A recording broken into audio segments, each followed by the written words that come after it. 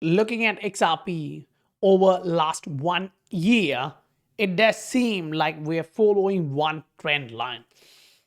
Each time we come back down to that trend line, price is bouncing off. So if you do take a step back and look at the entire structure, you can see the price is still having a higher low, which is good. But when you do zoom in, the price action seems a little bit weird. You have a long candle here, then followed by that doji, where the wick is to the downside. The volume is negative. Followed by that, you get another long doji where the wick is to the upside, but the volume is still negative. So what the hell is really happening? How can we interpret this? Yes, it is true. You need to look at Bitcoin for sure, understand which direction that is moving. Then look at Bitcoin dominance and what would that do? Now factor that into XRP Bitcoin. But I should say this. If you are looking at the XRP Bitcoin chart over last 10 years, this is super interesting. You're watching something evolving here. What can that be? Ask yourself. This trend line is valid all the way from 2017. Do you think it's going to be invalidated this time, or the price action is going to respect it here? If Bitcoin dominance is reducing, XRP can do a small bounce and you're able to watch this macro trend line resistance, which the price has been respecting this from a long period of time. So with or without hesitation, we can actually put the argument we tried breaching that with the ACC case, but we failed. What comes next?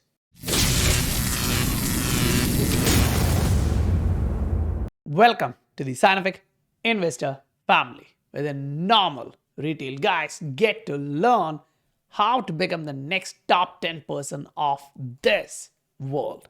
Say this is ENS. Right now it's up 18% for the day. The price is 23.65. Remember, a month back we discussed about this as a breakout, as an opportunity, looking at $26 from $10.6. We had the RSI showing us clearly the range, the long-term range, it's broken. Great. Perfect. That's why I termed it as an opportunity for you guys. And right now, here we stand. Yes, you needed some patience, like 1 month or just about that. You needed that for sure. But a 120% move in that territory was not bad. And for those who missed that, while we went up first and then dropped, I showed you guys this. Okay, guys, watch. We're doing the next leg here. So the ROI, the best ROI scenario, yeah, both of them are now kind of over. If you're trading, yeah, you still have room, but you need to know where it can correct back down, so you buy the dip. That's the benefit of being in the SI family. If you would like to get those updates at the right time, just like for the ABT, we went up like 3.5x. Look at the Patreon. The link is given in the description below, in YouTube, or in bio in the Twitter. Now, let's dive deep into XRP. This is something a lot of people ask. The thing we need to understand is momentum. Which direction is the momentum right now? That is something we'll all have to factor in. And being honest works. This is market. It doesn't care about my opinion. It doesn't care about your opinion. We can watch what the market says.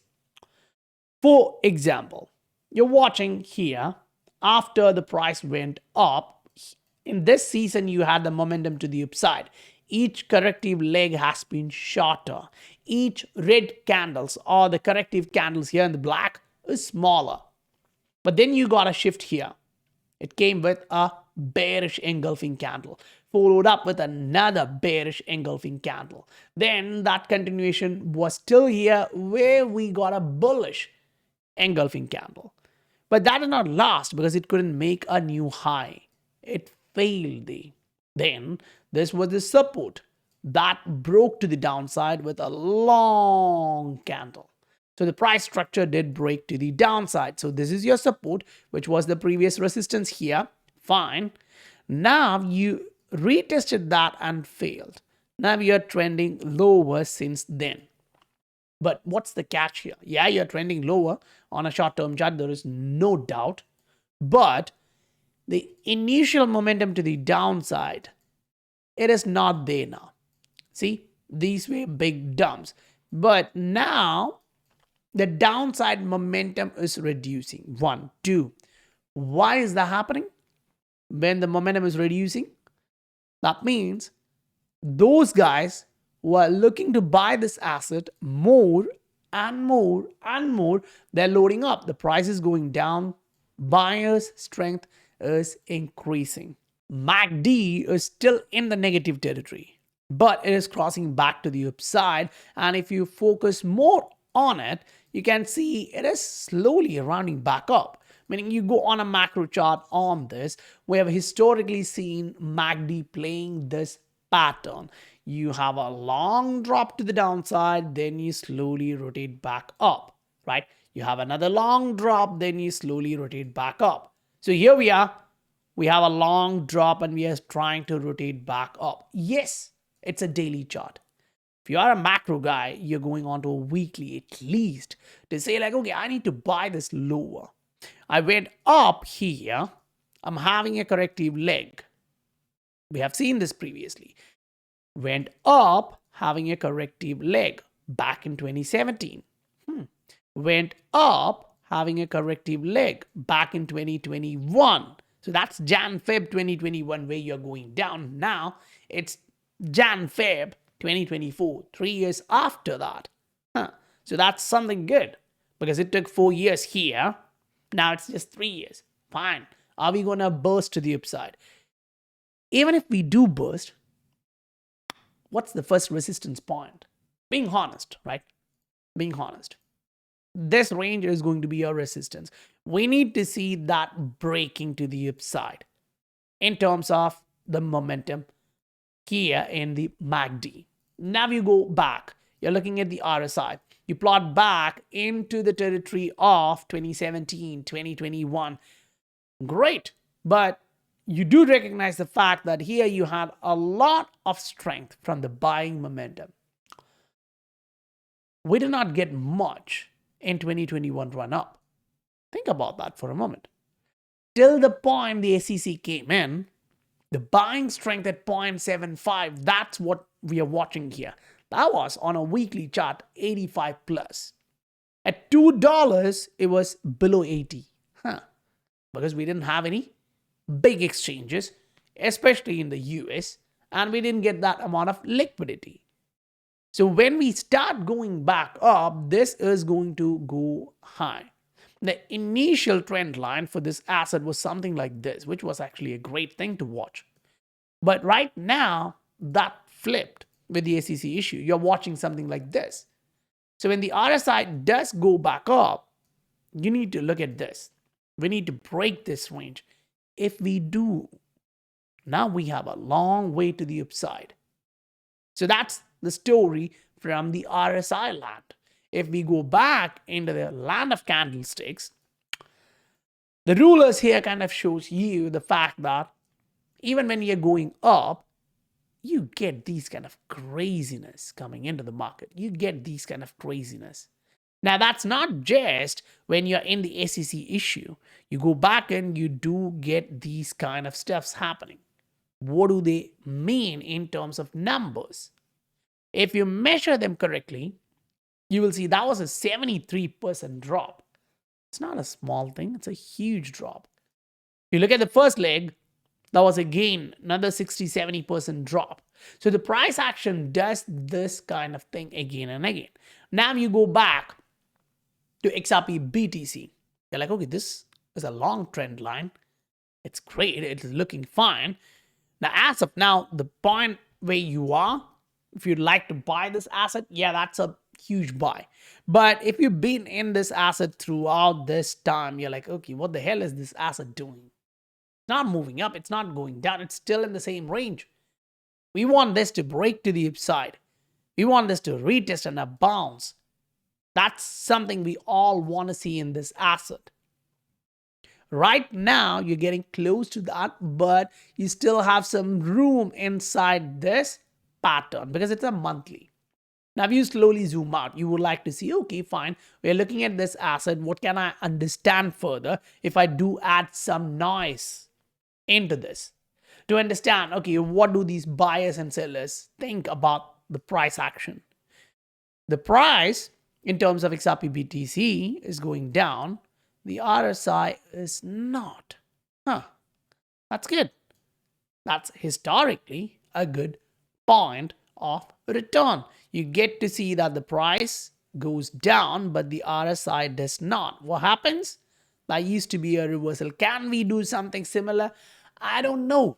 But I would like to show you that the price action does look like the 2017 in terms of XRP Bitcoin.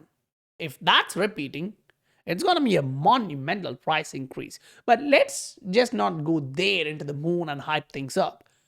We'll go back into the price of XRP to the dollar terms because we would like to see if we are getting any kind of signal on that end showing, we're going back up. We are preparing to launch. Do we get any of that here? That is going to be primary concern. So when you're on a weekly, you're like, okay, we've been dropping. Fine. Great. Perfect. And we discussed about this before. From the weekly 21-day moving average, when you're down 15-16%, that usually marks a local bottom. Say this long wick to the downside, that was like 21%. The actual bottom which we made here, that was like 23%. The corrective low here, that was close to 21%. So if we want to see the absolute bottom, we should argue that should come somewhat like 0.44, 0.45 if the recent history repeats. Because this has a lot to do with Bitcoin though.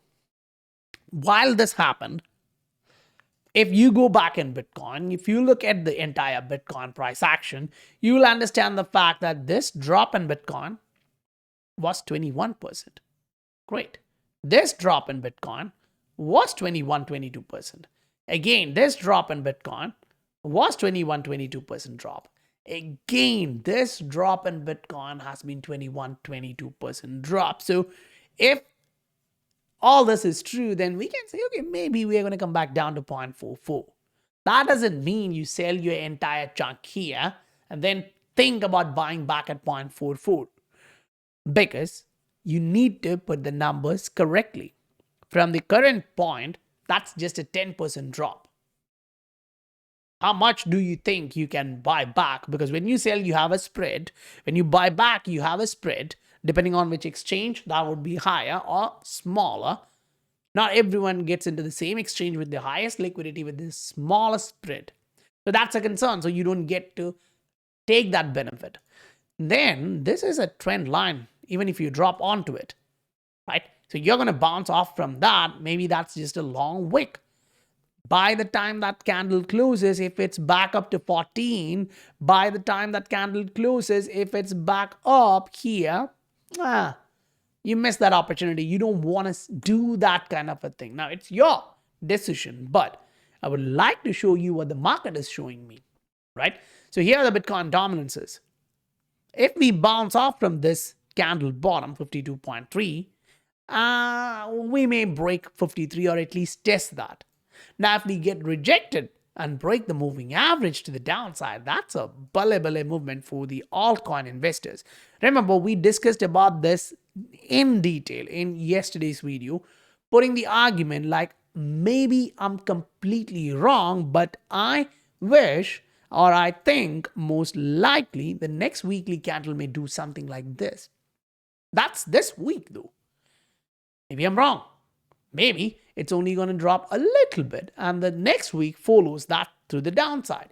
Whatever the case is, that's a great February for the entire altcoin market because on the other side, we discussed about this dollar roofing coming back down. If you're watching this, you already saw that in the yesterday's video. If you're a regular SI family member, we discussed about this and now we're going back down for a retest. Don't get it wrong. You're not trending downside. You're trending to the upside, at least on this horizon. So this is going to be this kind of a move. So this duration, that's why I reiterated February. We want to see some decent movements in the assets which we are holding on for sure. So you need to see the breakdown of different assets just like this in the market. Whether you are in Bitcoin, Ether, or XRP, it matters because that decides or that help you decide what your actual strategies are in the market. So guys, if you received value, smash that like button for me. I'll meet you guys on next video. Bye for now.